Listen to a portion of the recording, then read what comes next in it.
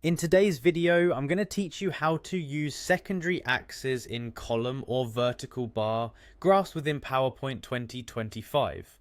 Whether you're a seasoned PowerPoint user or just starting out, understanding how to utilize secondary axes can enhance your data presentation skills significantly. So, let's get started. First, make sure you open your Microsoft PowerPoint application.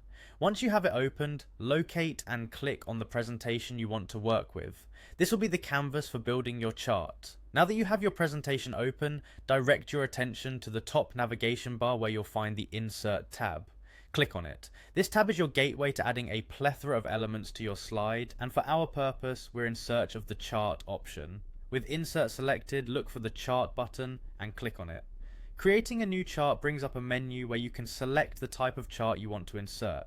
Since we're focusing on column graphs, select the column chart option. This is also where you can tailor your chart to best suit the data you're working with. Once you have your column chart in place, we'll dive into formatting it to fit our needs. To do this, move over to the Format tab.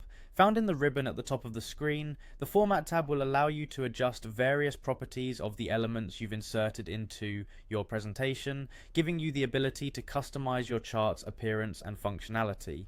Now with the Format tab selected, locate Chart Elements. You can usually find it on the ribbon, or sometimes as a floating icon near the chart itself.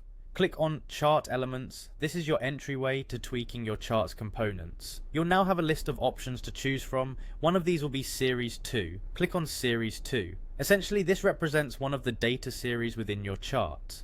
If your chart contains more than one dataset, Series 2 will often be the secondary dataset that you want to highlight differently from the primary one. When you have Series 2 selected, it's time to head to Series Options. Click on this to reveal a range of settings and adjustments you can make to that specific data series.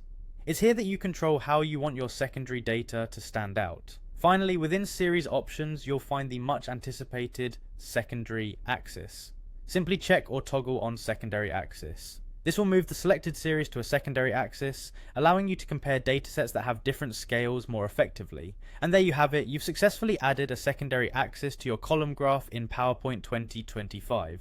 This addition ensures that data of different scales coexist on the same chart without overpowering each other. Thank you for joining this session, and I hope you found it both helpful and informative. Happy charting!